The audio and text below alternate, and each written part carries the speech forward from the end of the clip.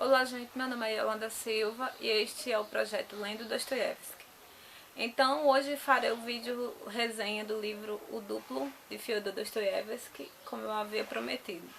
Este é o segundo livro de Fyodor Dostoiévski, publicado em 1846, logo após o livro Gente Pobre, que já está resenhado, né, aqui no vlog. E eu vou deixar o link abaixo para vocês que ainda não sabem sobre esse livro ou se têm curiosidade. Eu vou avisando que esse vídeo ele tem a intenção de analisar a obra de forma superficial. Apesar de eu ser formada em letras, eu não sou uma grande estudiosa do russo, né, e nem de Dostoiévski em si. Vou falar como apreciadora da obra. Bem, este livro é composto por uma personagem principal, que é chamada Yakov Petrovich Goliadkin. É bem difícil, né? Yakov Petrovich Goliadkin. E há um narrador a todo momento vai chamar o senhor Goliadkin ou vai chamar o nosso herói. Logo de manhã, pelas 8 horas, ele acorda, né? Parece que é uma coisa rotineira. Só que neste dia ele chama o servo dele e pede para que traga as roupas que ele havia comprado e chamar uma carruagem. A gente vê que o servo começa a rir. E a gente não entende por que ele está rindo do próprio patrão, vamos dizer assim, né? Aí o que acontece? Goliath que se arruma, se veste e vai em direção ao seu primeiro compromisso, que é com o Christian Ivanovich, que é um médico que a gente não sabe ao certo do que se trata. Mas esse médico, ele receita para Goliath tipo assim, para começo de conversa, quando Goliath começa a conversar com esse médico, você já percebe algo perturbador no Goliath. Ele não consegue concatenar as palavras, ele fala meio enrolado, meio atrapalhado. E o médico fica o observando assim, né? E ele fica dizendo que não consegue lidar com aquilo que o médico quer. Porque o médico receita para Goliath o convívio social. Para o médico, diz que o problema da enfermidade de Goliath é o não convívio social. E logo de imediato eu lembrei muito de uma música de Renato Russo, quando eu Esperando por Mim, que diz assim, acho que você não percebeu que o meu sorriso era sincero. Sou tão cínico às vezes, o tempo todo estou tentando me defender. Digam o que disserem, o mal do século é a solidão. Cada um de nós imerso em sua própria arrogância, esperando por um pouco de afeição. Acho que essa citaçãozinha da canção descreve muito bem o senhor Goliath. Até na música diz, sou tão cinza às vezes, né? Então, Goliath era uma pessoa que vivia à margem da sociedade, à sombra da sociedade. Mas o médico o fomenta a interagir com a sociedade como uma panaceia para o seu mal, né? Que é a solidão. E Goliath afirma ao médico, né? Diz ao médico o seguinte: eu, Christian Ivanovich, continuou o Sr. Goliath, no mesmo tom anterior, um pouco irritado e preocupado, com uma extrema insistência de Christian Ivanovich. Eu, Christian Ivanovich, gosto da tranquilidade e não do burburinho da alta sociedade. Lá entre eles, digo, na alta sociedade, Christian Ivanovich, é preciso saber fazer rapapéis. Nisso o Sr. Goliath roçou o chão com o pé. Lá se cobra isso e também se cobram trocadilhos, capacidade de fazer elogios inebriantes. E isso que lá se cobra. Mas isso eu não aprendi, Christian Ivanovich. Não aprendi esses artifícios, faltou-me tempo. Ou seja, Goliath que logo afirma para o médico que ele não irá saber lidar com a sociedade.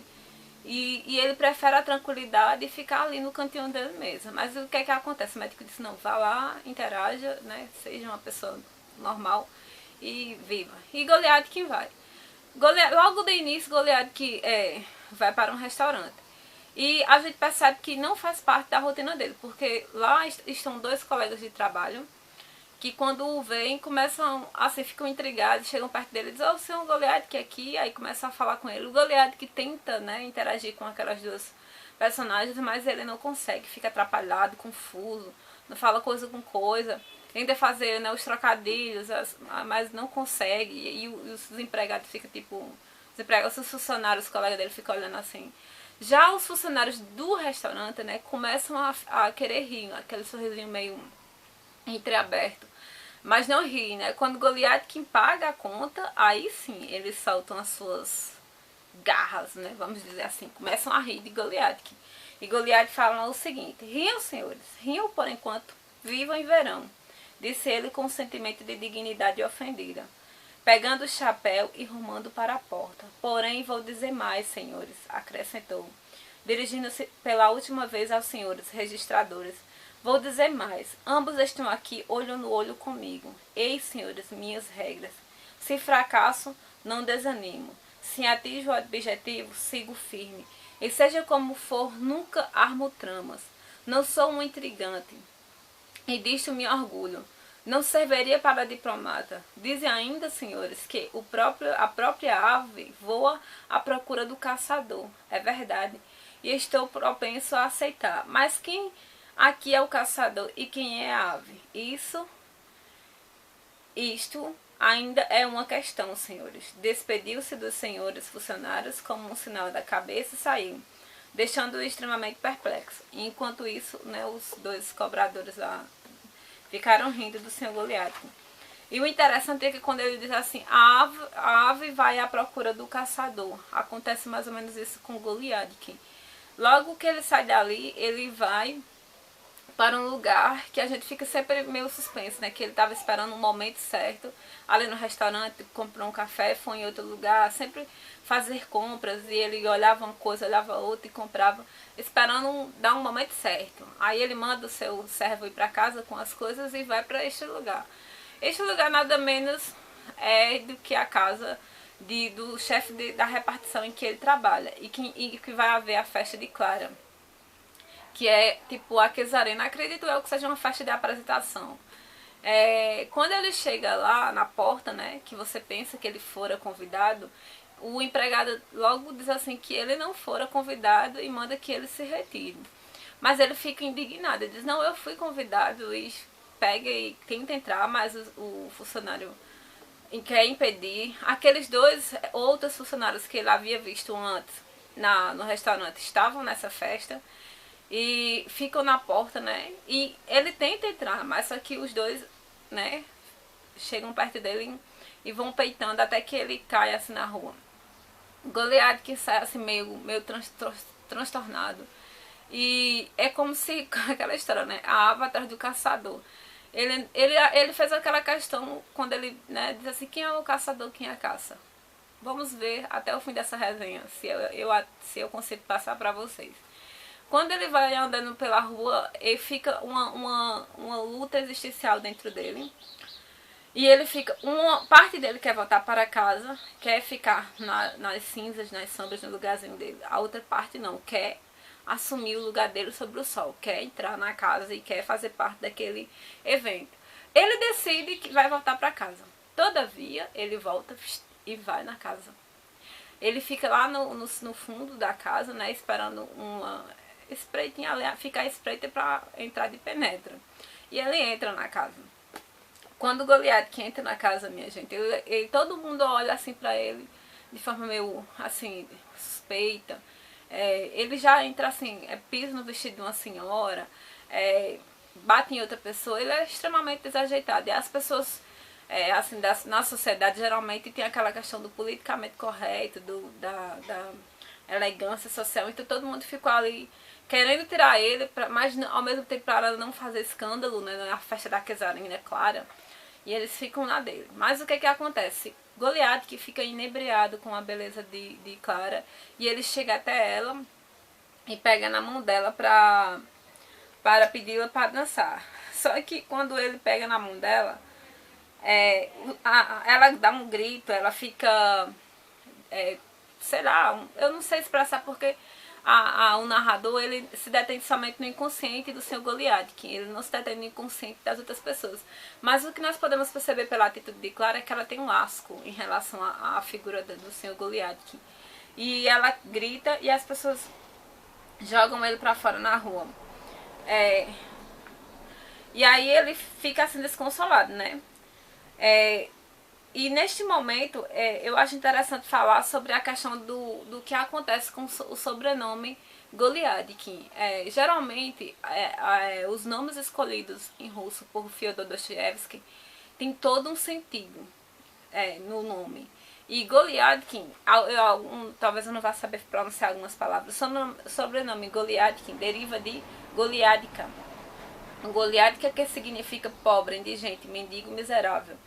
É mais ou menos isso que é o nosso herói, né? Ele é uma pessoa muito sofrida, muito... Tipo assim, né? Ele foi em busca da panaceia, um envolvimento social, e as pessoas o jogaram fora, o desprezaram como um miserável, como um ninguém. E ele fica ali transtornado, andando pelas ruas, vai numa taberna, fica sem saber o que fazer, mas decide voltar para casa. E na volta para casa acontece algo assim fantástico, né? Porque esse livro beira o fantástico, a insanidade, é uma coisa assim que vai mexer com o seu interior, com o seu inconsciente. Quando ele vai andando numa ponte, vem uma pessoa ao seu encontro, e ele acha aquela pessoa familiar. Quando dá alguns minutos que ele vai andando, aquela pessoa já está atrás dele, né? Quando ele chega na rua da sua casa, aquela mesma pessoa está lá, né? E ele fica já intrigado. Quando chega na porta do seu apartamento, aquela pessoa está lá. Aí ele, tudo bem, ele entra ele entra, né, em casa, e ele já fica logo assim, perplexo quando ele vê quem está no quarto dele, né? Quem está no quarto dele, que é justamente, vou dizer que é pra vocês, a citação em que acontece isso. Eu quero mostrar pra vocês a cena. Quem está perto dele? Vocês olhem, observem aqui as figuras, a figura. Não sei se dá pra ver. Está aí, gente. Quando Goliath que entra no quarto, ele vê nada mais, nada menos do que o... Vou ler a citação para vocês.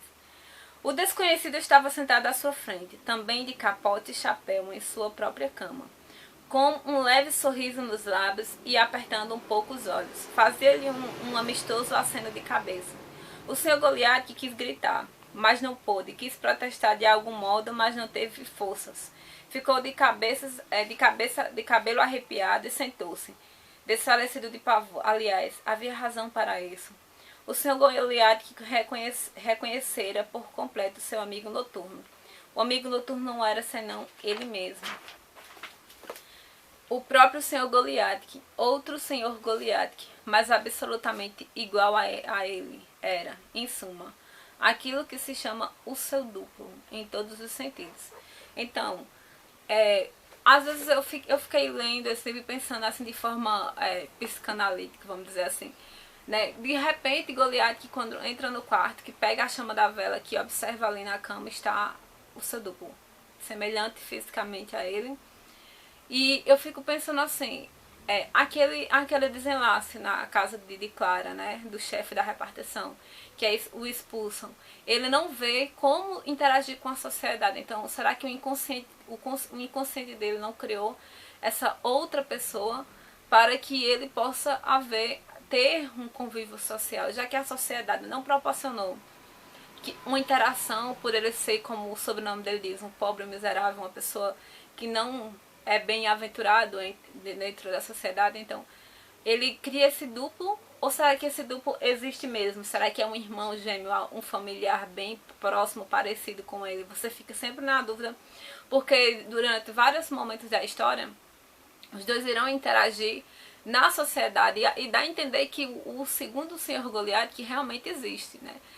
Aí é algo extremamente... O que Dostoiévski consegue fazer, minha gente, com este livro é extremamente extraordinário para mim. Eu, particularmente falando, fiquei sempre confusa. Será que Goliath é esta criação da cabeça do Goliath primeiro? Porque aí, a partir daí, do momento da história, o narrador vai dizer o Goliath primeiro, o Goliath segundo. O Goliath primeiro, ora, o nosso herói, né? E o Goliath primeiro, como ele fala. E quando ele vê o seu duplo, ele ficou perturbadíssimo, né? E é interessante que tem uma imagem que mostra, ó, o Goliath primeiro e o Goliath segundo se abraçando. É o único momento da narrativa em que Goliath tem alguém ao seu lado, alguém que realmente conversa com ele, os dois ao momento em que Goliath chama o Goliath segundo para ir à casa dele, para dormir lá, eles tomam um café, eles jantam juntos, ceiam na verdade juntos. E ele conta a história dele, que é semelhante à do Goliath primeiro. E ele dá esse abraço assim, ele diz, olha, a partir de hoje nós seremos irmãos, iremos lutar contra os inimigos. E aquela teoria da conspiração na cabeça de Goliath. Então assim, é bem a música, né? Cada um de nós imerso em sua própria arrogância, esperando por um pouco de atenção. Aí, gente, a partir desse duplo do Senhor Goliath, que começa totalmente o desfecho assim, extraordinário da história. A história fica assim, ora Goliath segundo é amigo, né, tenta mostrar amizade e respeito pelo Senhor Goliath primeiro. Ora ele faz coisas assim, totalmente loucas, né, que acaba fazendo o quê? Com que Goliath primeiro pague o pato, vamos dizer assim. Por exemplo, há um momento no restaurante em que parece que o Goliath primeiro comprou vários pastéis para várias pessoas. E quem paga a conta, o rapaz do restaurante vai cobrar o seu Goliath primeiro, que comeu um pastel. Aí é nessas horas que você fica confuso, se realmente o Goliath primeiro é um gêmeo, é alguém próximo, ou se ele é realmente uma criação do inconsciente de Goliath, né? Como se fosse uma esquizofrenia, né? Uma visão do duplo, assim. Então, aí você fica sempre nessa dúvida. Depois desse momento, né, dessa armação aí, que ele paga vários pastéis, o Goliath segundo faz o Goliath primeiro perder o emprego, faz várias armações no trabalho. Tudo aquilo que Goliath primeiro, o nosso herói, não consegue fazer, ou seja, interagir, conversar, trocar dedos e tudo mais, o Goliath segundo consegue. E ele fica... E o nosso herói fica muito assim, constrangido, fica irritado, porque ele queria ter um amigo, ter alguém. Então até se for uma criação do inconsciente dele, então nem o inconsciente dele quer ficar próximo dele. Isso é terrível, né, gente? Mas é o que acontece. Há uma parte da narrativa que eu acho muito, muito, muito interessante. Goliath que faz com que o Goliath segundo faz com que o Goliath primeiro perca o emprego devido a uma bagunça lá, né, que ele escreveu uma carta dizendo que eles dois iam ficar juntos. Enfim, vocês vão ler o texto e vão saber. Aí ele sai correndo atrás do Goliath primeiro nas ruas e fica derrubando, parece que é uma feira, derruba frutas e ele paga a senhora, fica derrubando as pessoas, correndo feito louco atrás dessa pessoa, ou física ou imaginária, a gente não vai saber. Vai saber se você ler a história, porque talvez eu não queira dizer nessa resenha. Ou talvez eu diga, depende do rumo que ela tomar. Então, quando ele chega no restaurante, gente, eu achei essa cena assim muito, muito, muito legal. Ele chega tipo num restaurante simples e as pessoas, todo mundo está rindo dele, rindo bastante, porque viram a cena dele correndo na rua, derrubando as coisas e tudo mais, como um louco, né? Que é o que praticamente ele é. Então olha só essa citação assim, ó. Nosso herói não andava, mas voava, derrubava todos em seu caminho, homens, mulheres, crianças. E por sua vez pulando para se desviar dos homens, mulheres e crianças. Ao redor e atrás dele ouviam-se um murmúrio assustador, gemidos, gritos. Mas o senhor Goliath, que parecia desprovido de sentidos e sem vontade de prestar atenção em nada, aliás, deu por si já na ponte, e assim como mesmo porque conseguiu esbarrar em duas velhas mascates, derrubá-las com sua mercadoria e também estatelar-se. Não foi nada, pensou o senhor Goliath, tudo isso ainda pode mudar muito para melhor.